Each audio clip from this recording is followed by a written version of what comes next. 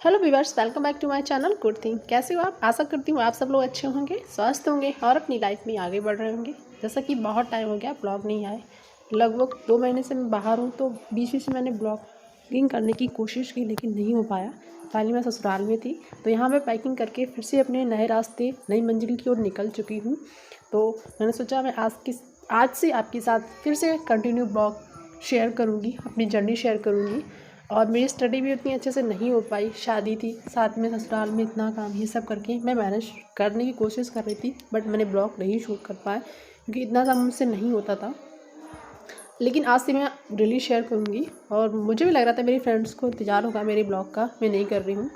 तो फाइनली मैं पैकिंग अपनी स्टार्ट कर दी है और अब मैं फिर से जाने वाली हूँ। मेरे हस्बैंड मुझे लेने आ गए 2 महीने बाद, तो एक अलग सी खुशी भी है।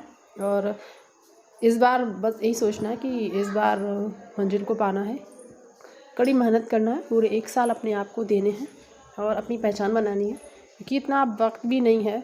वक्त के साथ चीज़ें बदल रही हैं, रिश्ते बदल रहे हैं। अब जैसे कि मेरा बेटा बड़ा हो रहा है, उसकी भी पढ़ाई की जिम्मेदारी आ रही है, उसका एडमिशन भी करवाऊँगी।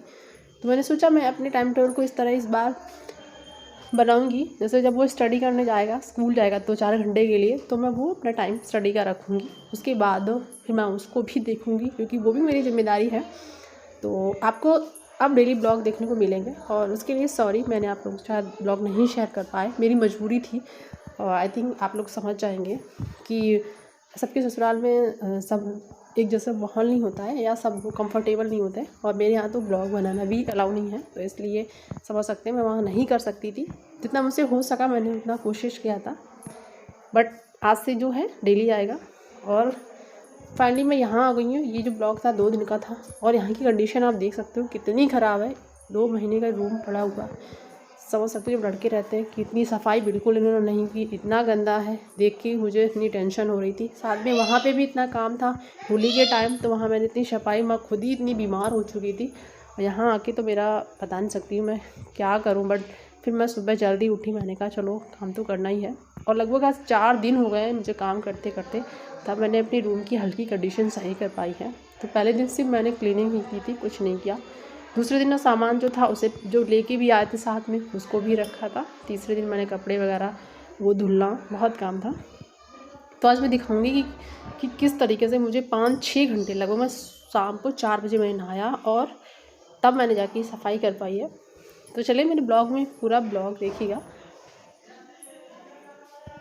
और मैंने एक चीज़ तो सीखी है कि कितना भी आप पढ़े लिखे क्यों ना होते हो, बट आपको ये सब काम ज़रूर करने पड़ते हैं। और जब तक आप अपने कैरियर को नहीं बना पाते हो, तब तक लोगों की नज़रों में ये प्रूफ नहीं होता कि आप पढ़े लिखे हो या आप काबिल हो। क्योंकि आज के जो लोग हैं वो आपकी काबिलियत को जो है ना, वो जॉब से देखते हैं कि अगर आप जॉब करते हो तो हाँ हाँ पढ़ने में अच्छे होगे, लेकिन अगर आप जॉब नहीं करते हो, कुछ नहीं कर रहे हो, तो इसका मतलब उनकी नज़रों में कुछ नहीं है भी, आप ऐसे ही एवरेज स्टूडेंट हो गए।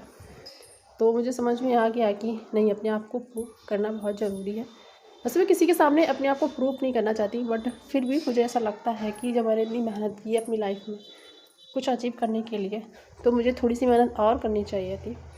और मैंने इसलिए और नहीं की थी कि 2 साल बाद वैकेंसी टीचिंग की फ़ाइनल हुई थी और मुझे पूरी होप थी कि मेरा हो जाएगा, लेकिन फाइनल सिलेक्शन मेरा 2 पॉइंट से नहीं हुआ।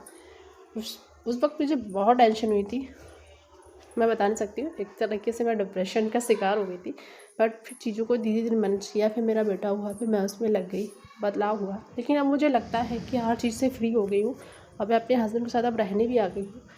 तो चीज़ों को शायद मैं यहाँ पे अपना टाइम टेबल बना के यहाँ पढ़ भी सकती हूँ और मैं अपना टाइम निकाल सकती हूँ। तो मैं कोशिश करूँगी। और मेरी से जो फीमेल्स हैं जो पढ़ना चाहती हैं, उन्हें लगता है टाइम नहीं निकल पाएगा, तो शायद वो भी थोड़ा मोटिवेट होंगी और वो भी अपनी जर्नी को दोबारा से रीस्टार्ट कर पाएंगी, सोच पाएंगी पढ़ने के लिए।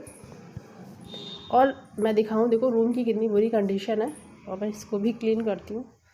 मन तो बिल्कुल नहीं हो रहा, तबीयत बिल्कुल भी सही नहीं है, पर फिर भी खुद को रखना पड़ता है एक लेवल में ही कि बच्चों को भी देखना है, सब कुछ करना भी है। कहते हैं ना, जब आपकी शादी नहीं होती तब आपको कुछ भी नहीं आता है। और इस टाइम देखिए जो लोहे की कढ़ाई होती है, ये इसमें जब जंग लगती है तो बहुत जल्दी ख़राब हो जाती है। इसलिए इसको अच्छे से साफ करके फिर इसमें मस्टर्ड ऑयल लगा के आप रख देते हो, तो इसमें कभी भी जंग नहीं लगेगी और ये कभी भी कढ़ाई ख़राब नहीं होगी। ये टेक्निक मैंने अपनाई है, बहुत सही है। अगर आप लोग भी करेंगे तो आप देखिएगा इसका रिज़ल्ट बहुत अच्छा है। और फाइनली जो था क्लीनिंग हो चुकी है। और देखिए अब किचन कैसे लग रही है और पहले कैसी थी, बताइएगा ज़रूर आप लोग।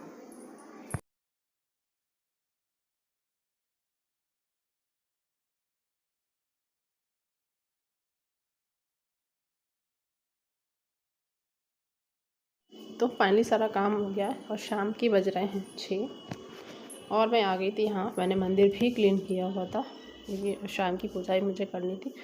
तो भगवान की भी मंदिर की सफाई होना बहुत ज़रूरी था। तो सबसे पहला तो काम यही होता है, सुबह नहा के सबसे पहले पूजा ही करते हैं, अपने दिन की शुरुआत ही यहीं से करते हैं। तो ये काम तो मैं छोड़ ही नहीं सकती थी, तो मैंने फाइनली उस काम को भी कंप्लीट किया। उसके बाद फिर मुझे भूख लगी थी, तो मैंने अभी मैगी बनाई थी अपने बच्चे के लिए। मैंने कहा उसके लिए बना देती हूँ, फिर मैं अपना देखती हूँ। मैंने दाल चावल बना लिया था जो जल्दी बन भी गया था। और अब मैं थोड़ा रेस्ट करूँगी, मुझे अपनी कंडीशन भी अच्छी नहीं लग रही है। और अभी आपको मेरी आवाज़ से भी लग रहा हो कि मेरी तबीयत कैसी है। तो चलिए इसी के साथ ये ब्लॉग जो है पूरा देखिएगा, और आपको अच्छा लगे तो प्लीज़ को लाइक करिएगा, शेयर करिएगा और सब्सक्राइब ज़रूर करिएगा। और मिलते हैं नेक्स्ट वीडियो में। तब तक के लिए अपना ख्याल रखिए और अपनी जर्नी को एंजॉय करिए। कभी भी टेंशन मत लीजिए।